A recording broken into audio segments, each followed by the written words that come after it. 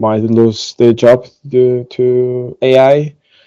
So the topic of the presentation, your job at risk, strategies to thrive in a world of automation, was generated by ChatGPT, and I asked for a clickbait topic just to generate something. So I tried to use the ChatGPT and other tools for these presentations just to show that it can help you. So I'm Mikey Bronowski, and let's start with a few details about myself. The colors are not random, so I'm Polish, so white and red. That's the color of the flag of Poland.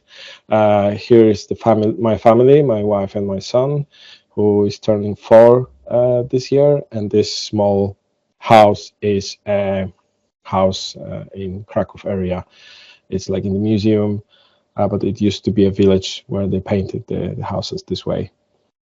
I'm working for Data Masterminds as data platform architect, and I also run the user group, local user group in Southampton in the UK, southerndatacloud.org. We organize the group on Meetup, but this is the window to our little world. If someone wants to present the session, we have call for speakers, or you can just message me directly. And if you have any questions about this session or anything else about this painted house or Poland, I can try to answer them via LinkedIn, Twitter, or Gmail.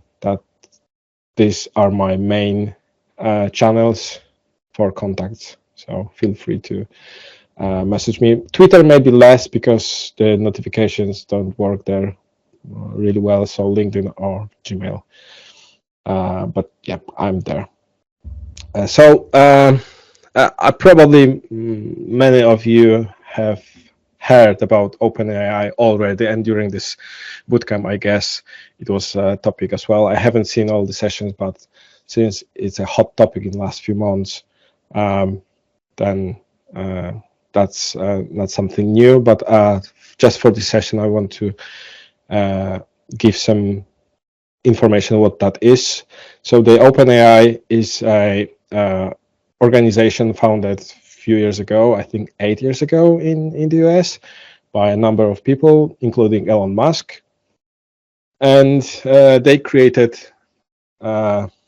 different tools using AI, artificial intelligence, to do all sorts of tasks like processing text, sound, images, and that's a lot of tools. Just recently they released some major things, so that was getting some publicity, but they were working on that for a longer time. So the other buzzword is GPT, and what that is actually, so that would be generative pre-trained transformer. And what that means, it's a family of language models that are trained on large amounts of data, like websites, like Wikipedia, like books. So this is how they train, and it's something like human-like text. So they learn basically from us. And right now, well, when I was working on this session, it was changing. It's very dynamic. So right now we have GPT-3, which might be actually GPT 3.5, but I think a few days ago there was released GPT 3.5 Turbo, and we also are waiting for GPT-4.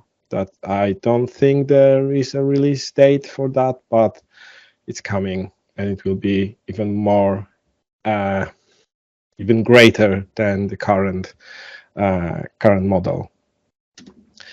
And here's just a comparison of the evolution of one of the feature of the GPT parameters, the number of parameters that were evolving through the versions. So GPT-1 had over 100 million parameters. GPT-2 had about 10 times more. GPT-3 is like 145 times more than the previous one. And the expected GPT-4 might be like 500 times more. I've got some mixed messages. Sometimes they say like it will be 1 trillion, sometimes it will be 100 trillion, but it might be much powerful. And sometimes people compare that to number of synapses in human brain. So we'll see when it will be released, when the documentation are there. And just to show the scale, because numbers, for sometimes when I see the numbers, they don't shout at me. It's like, oh, this is big. Oh, this is even bigger. So I try to do this visualization. So that's GPT-1, number of parameters. Excuse me, that GPT-2, that GPT-3. So you can see the scale. And now we are thinking about 100 trillion, and that would be something like that. So the scale, it's like almost like we have a sun in the solar system, we have a Jupiter, and then we have a tiny Earth somewhere, and then even tinier moon or some maybe other planet. So this is how it evolves, and the number of parameters is just one part of the model. So now let's talk about, I have the 2 tools from this, maybe 3 tools from OpenAI. First would be ChatGPT.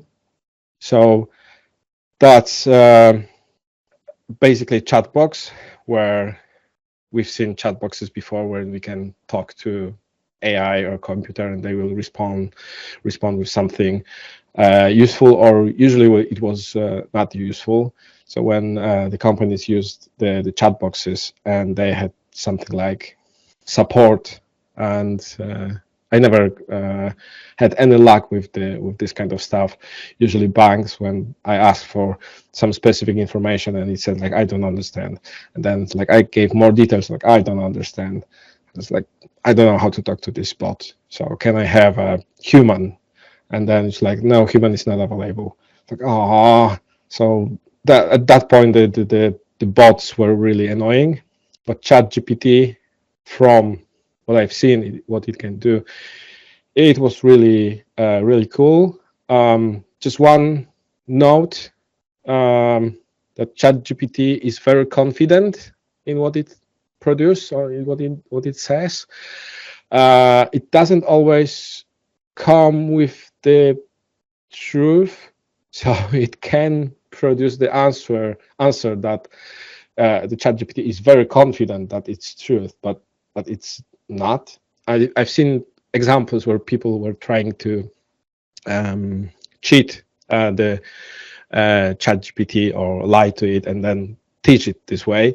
So when someone said 2 + 2 is 4, and the human replied, no, it's 5, and ChatGPT tried, no, it's 4, and then human said, no, it's 5, and ChatGPT, after a few battles, said like, okay, I might be mistaken, so yes, 2 + 2 is 5. And then when we asked this question again, what is the result of 2 + 2, the ChatGPT with full confidence says it's 5. I tried this week. I tried that a few weeks ago, so it worked. I could cheat the ChatGPT, but this week it was more shielded. I couldn't break it. It always said like, there is a chance that in some non-standard operation 2 + 2 is 5, but in the standard operation, arithmetic operation, 2 + 2 is 4. So you might have some mistake in your calculation and all this stuff. So I got an explanation for like 15 lines why I'm wrong. So it's evolving. So it's not very it's not static, it will evolve, but a current, well, it's mathematics, so it doesn't need the current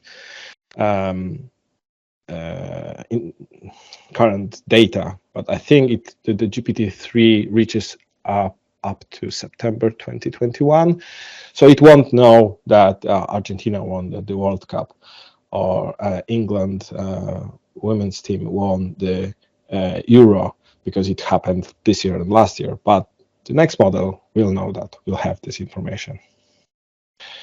So there are a few examples from ChatGPT.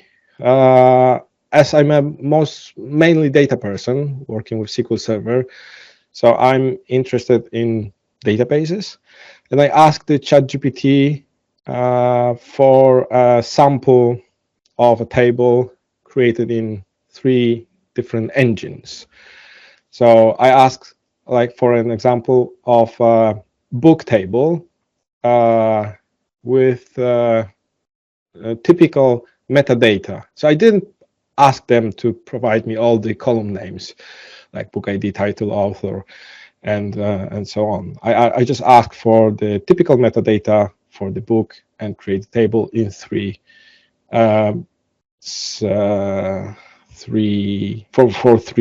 databases.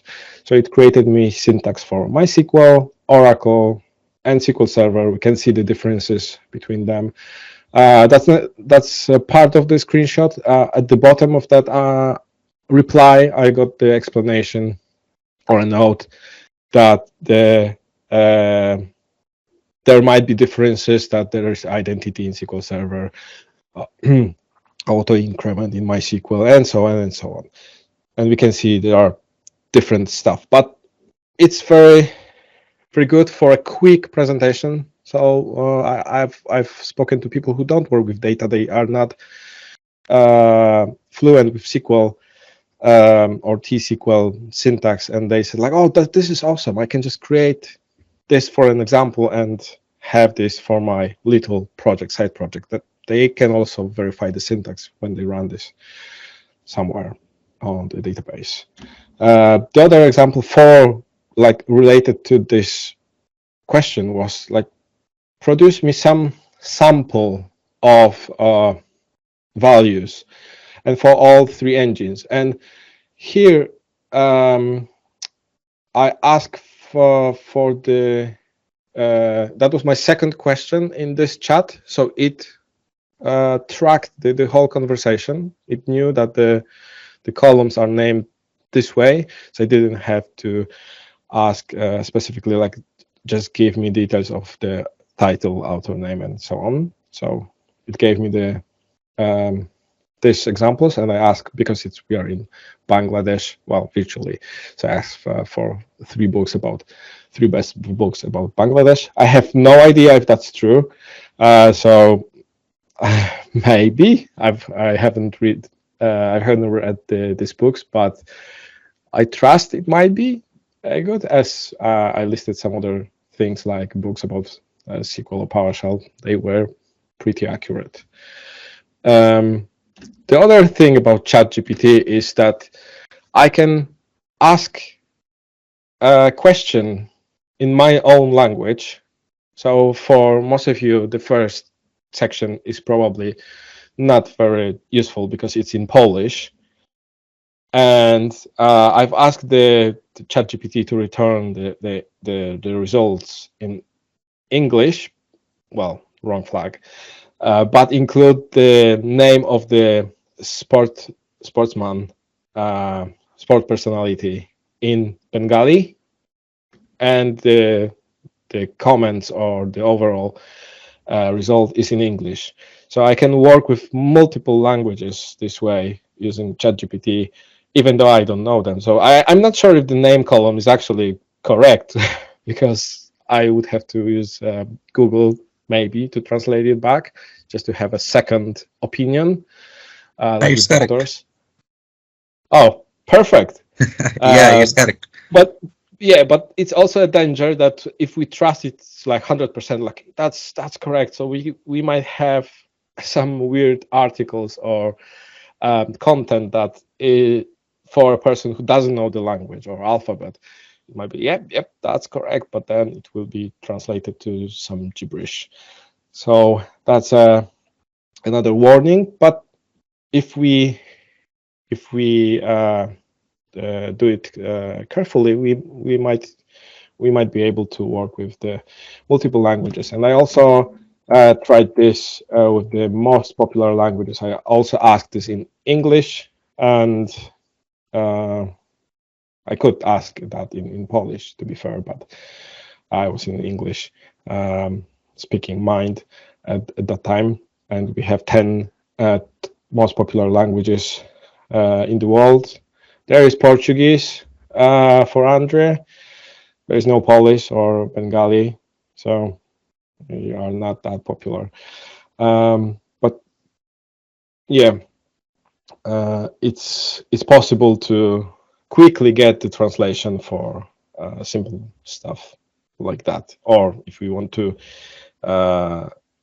have like teach someone, like my son, he's speaking Polish and English at the nursery, and he has friends that have Italian or Spanish or Portuguese parents, and they speak all these languages at the nursery, and he comes to home and asks me like, how do you say this in Italian, because my friend is speaking Italian. So, I don't know. Like, what is he saying? Like, what was your word? And he tried to say that in English or in Polish, and then I translate that to Italian. And that's how our day goes by every day. So maybe ChatGPT will be a solution to that. Now, the other tool I wanted to introduce is something to deal with graphics.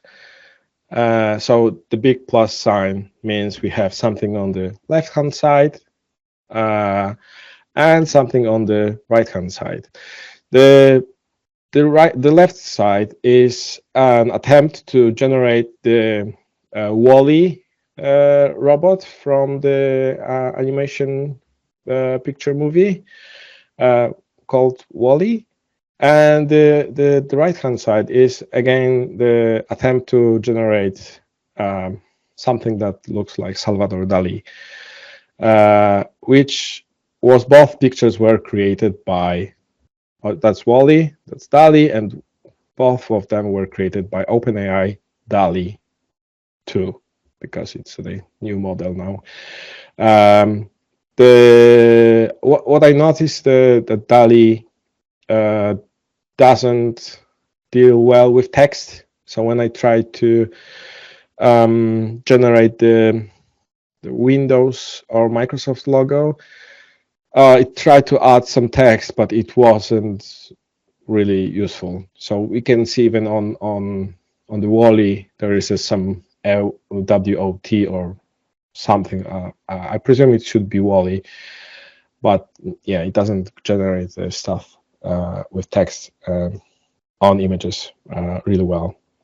So I played with that, and I tried different things. So last year when it was introduced, I tried a person sitting on a beach with wheat beer and eating a Cornish pasty, and it created a beautiful image of that person. And now this is supposed to be a blue ostrich sitting on a pumpkin and watching superheroes movie on a big screen in car cinema. Let's say close enough. It produces 4 other images, but this one was the closest to what I asked for, so I decided to use this one. The other image is when you actually add the style to the, not to the picture, but in this case, I asked for creating an oil painting of winged orange cow holding a sword and a banana. So I think I like this image the best, because the other one was like the cow was sitting on a banana, or it had wings that we couldn't see the wings properly. But this is like my cow, super cow, or like super cow using banana and sword. So, and it's like in the oil painting style, opposite to this one, which was just an image. So something like that. We can also ask to generate a real life photo, something like that. So I asked for a photo of a panda riding a bike in front of a Colosseum. And we can see, well, I didn't ask for blue bike. There are 2 blue bikes. We can see that there are some things about the panda's face that are not ideal. That's the other thing about the DALL-E, that human faces will not be properly rendered, and I guess that's on purpose, just to avoid fake faces. But DALL-E created the 4 examples of that photograph. So I asked for a photograph, and I got 3 pandas riding in front of the Colosseum. So I can pick the best one, the best one I like, and use it for the presentation. So, but that's not all fun. There are a number of companies that block or ban ChatGPT or the AI, not just ChatGPT, but AI generated content.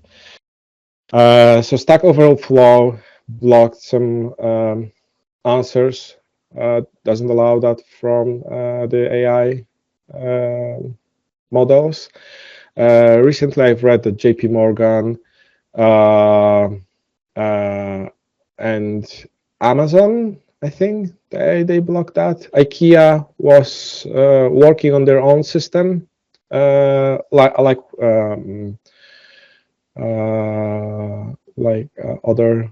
Facebook, I think. They had some other tools and products to work on that. I think the China government also had some concerns about that. Go figure. And the art organizations also had questions the use of AI, as I believe there was one contest where AI won an award. It was like a painting or image, and someone who used the AI won the prize. And yeah, that's there are some companies that block that, but there are also companies that support or use AI or ChatGPT. And recently I've read that Shopify or Snap Inc., which owns the Snapshot, or Quizlet, Instacart, or even the Notify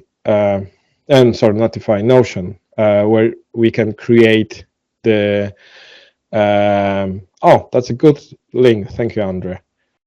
That's a really good link.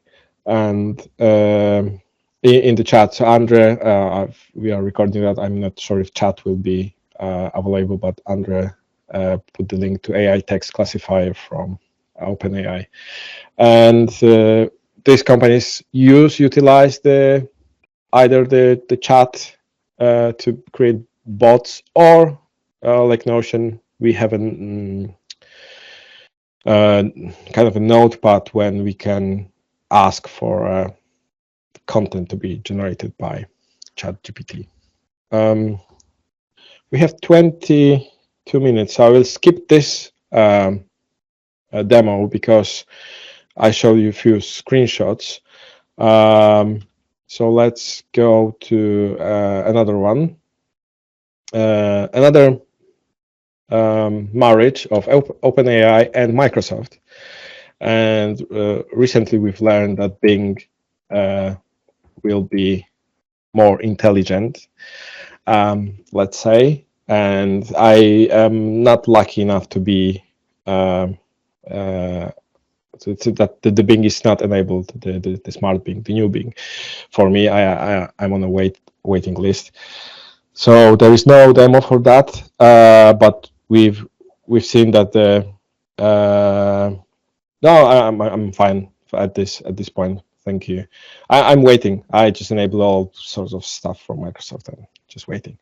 Thank you, Andrew. And yeah, but that might be a big competition to Google. We'll see. I tried to use Bing a while ago, and I had to go back to Google with the results because some pretty obvious questions were not properly answered. The other marriage would be Open AI Codex. I think that's the name of the model, and that's descendant of the GPT-3 with GitHub, and that will create the GitHub Copilot. So Copilot will help the developers to write some stuff and see. Can you see my VS Code at this moment? Yes, all good, all good. Yes, we can. Perfect. Thank you. So I have a few examples. This is my working area. So I'm going to use some of the instructions to generate the content using the Copilot. So first, I need to activate Copilot in VS Code. I have activated that in GitHub, so I'm going to activate that, enable that in VS Code. I also have an extension for GitHub Copilot, and now we want to create the function to get the length of a string. So I will just maybe move that to a different window. So I will just move it here. Perfect. So clean, we can do something like that. It starts helping us. We don't need disk help. Create a PowerShell function to get length of a string. And when we add this, we will get a function, which is very similar to what I have in the working document. And now we can ask for example of using the function. String. And yeah, so when we run this and when we run this, we will have a properly working function without writing any code from my side, which is cool for stuff sometimes that are very well, you have to start writing the code or copy it from the template or something. But here is the, let's say, template.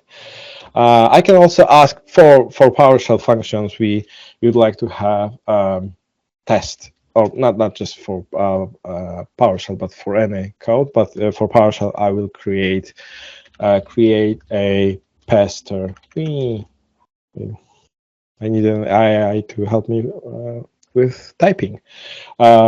Pester test to validate the function. And I have the pester test. And I cannot run this because I'm running pester 5. So this test needs to be saved to a file. So let's go back a little bit to a file.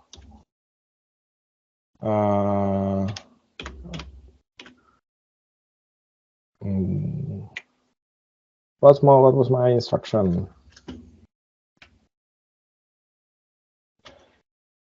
Okay.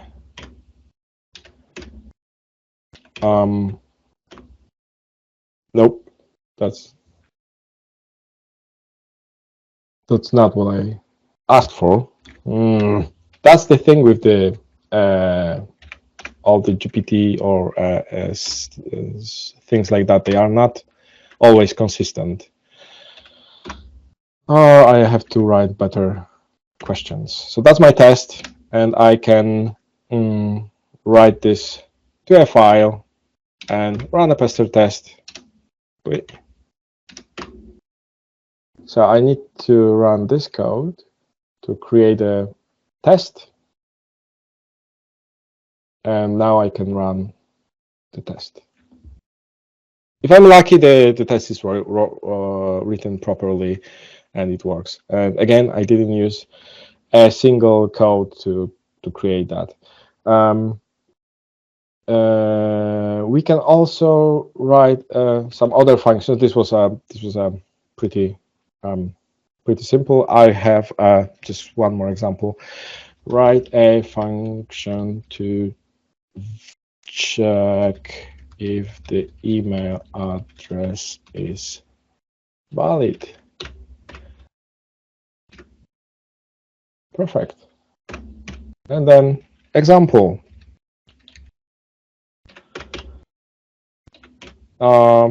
Yes, I need to provide an email address.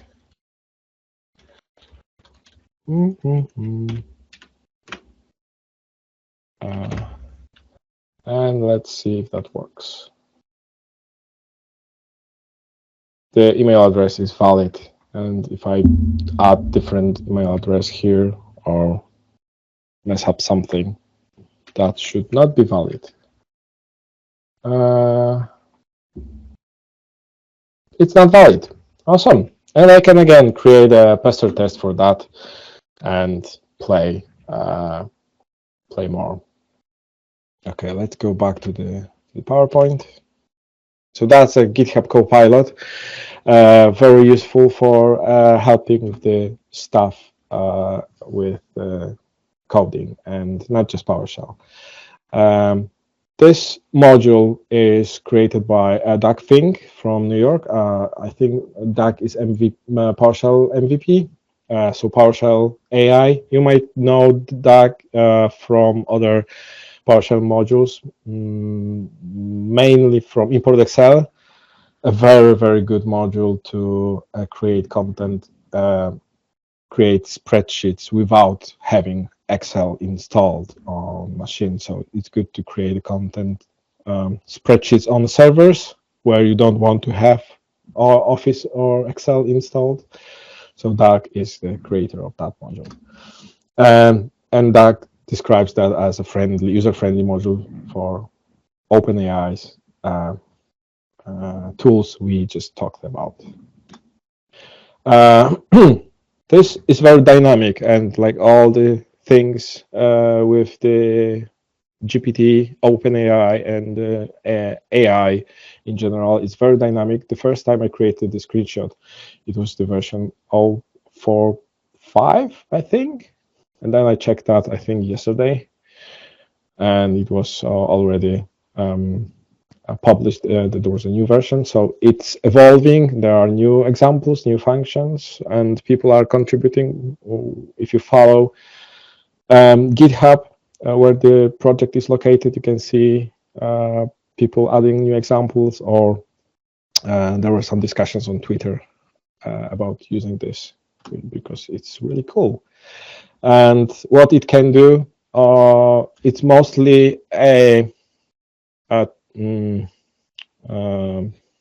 window to OpenAI world from the PowerShell console.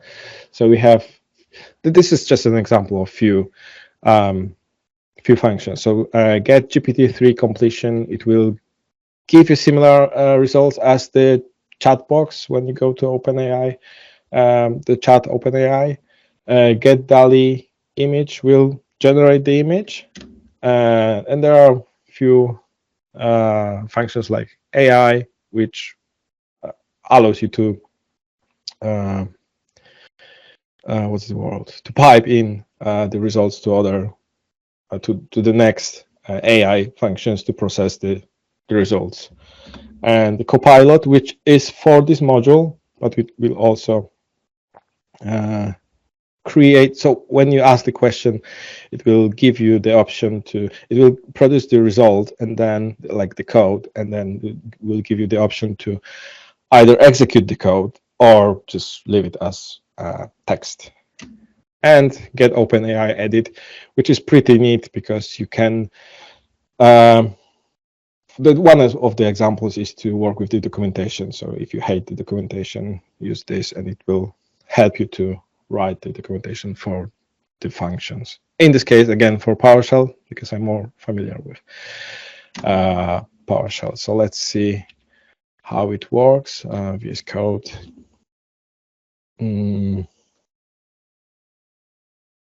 So this is how you install the, I will just disable the, just to make sure it's not helping us. This is how you install the module. I have it installed. I can also ask the GitHub Copilot how to install the module. It's perfect. It will show me all the stuff. We can see the commands, how many commands there are. Some of them are more technical, but I'm not going to talk about all of them. We don't have time for that, but just to show you it's there, it's available.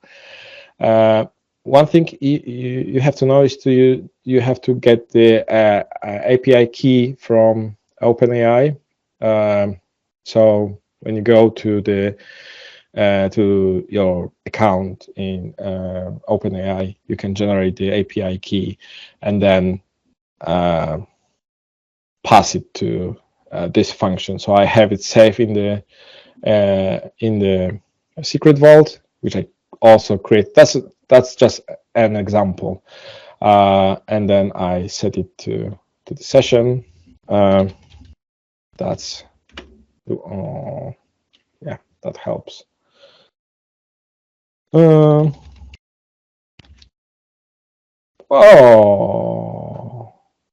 that's very unfortunate. What's wrong with that? Let's see if that works. No. Oh no.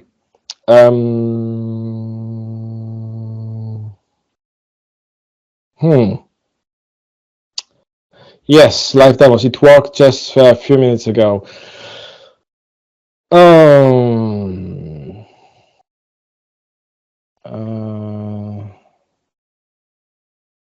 What will happen if we do? Let me see if I can, if my keyboard changed. Yes. Okay, we might be. Perfect, caps lock. And it doesn't say anything in VS Code, so brilliant. Phew. Okay, so yeah, I had to set up the Polish keyboard. Yes, Polish is actually the US keyboard. So it gave me some troubles when I was working in the UK. The first function would be get GPT-3 completion. So I pass the question and return, I get the results. So I want to create for a customer table with some basic details. And I don't provide the names of the columns and so on. Some of the examples are from the documentation of the PowerShell AI module. Some of them are based on the examples that Doug Fink presented in his session. So Doug, I don't know if he's presenting any more sessions in the next future, but it was really good. So if you have a chance, follow I think it's PowerShell New York City meetup, and if Doug presents something, just go there if you're interested in this kind of stuff. Yes, so that's just a similar thing to what I showed you on the screenshot in PowerPoint. We can also ask the question, if cell A1 is less than 10, show yes. If not, show no. We don't ask where it's coming from. but it somehow knows that we are talking about spreadsheets. It's either Excel or maybe Google Calc or maybe OpenCalc, I don't know. But probably it assumes we are talking about Excel. But if we want the specific program, we can add the this to the question, and then it will point it to the proper direction. And I also saved that to a variable, so I can now ask the ChatGPT to explain this formula. Like, what does it mean? And it will give me a better explanation than my question. A few years ago, I was using GraphViz to create some graphs, and I can also ask ChatGPT to create a graph. So it's a language, it's a dot language to create graphs, and I have this saved here, so I can do that, and I had a, where am I? Yes, and we can preview that the VS Code will render the graph from dot language, and that's exactly the graph we ask for. For that part, I'm using the GraphViz interactive preview, so it's very cool as well. And okay, let's close this one. What else? We can also use Markdown. It's so if you hate writing in Markdown, you just want to create a table, just run a command, GPT completion. I want to save it to the file, perfect, and open that file. And when you open preview, you have a Markdown table with the source and the final result. So this is a first function, the completion, and in the other file we have a few other functions. So I can also use the PowerShell module to create images like striped elephant in a pool. Let's see if I'm still on the quota. I'm using the free account. You can go pro for $20 a month, but I'm still using the free one. Yes, we can see the stripes. Not exactly what I asked for, but I thought it will be like zebra-like. Maybe I need a more specific question, but it's in a pool. And we can also ask for like a Picasso-like painting showing Argentina football team winning World Cup. It doesn't have to know that Argentina won, because it's not what we asked. Like, we didn't ask like for who won the last World Cup. Well, let's say I'm happy with that image. So yeah, you can ask for multiple stuff. And also there is a parameter for size. So I use the smallest one to save some tokens. So I can actually present the demo. And now the other function. This is the OpenAI edit. So I have a function, hello world, and that's my input text. So you can see this is the function. This is the input text is here, the body of the function. And the instruction here is to add comment-based help, detailed description, and 2 different examples with outputs. Because I'm lazy, I just created a function. I don't want to create the documentation, so I need to hire someone, in this case for free AI, to generate this for me. Oh, maybe not. So it will need some time. Bum, bum, bum, bum. And the output is like we have the proper start, beginning of the documentation, like synopsis, description, parameter names, and examples. And they are working examples showing like what is the actual result. So that's amazing. I can just write any function I know, just being lazy with the documentation. But that's really helpful. So there are many projects, like open source projects, or not even open source projects, but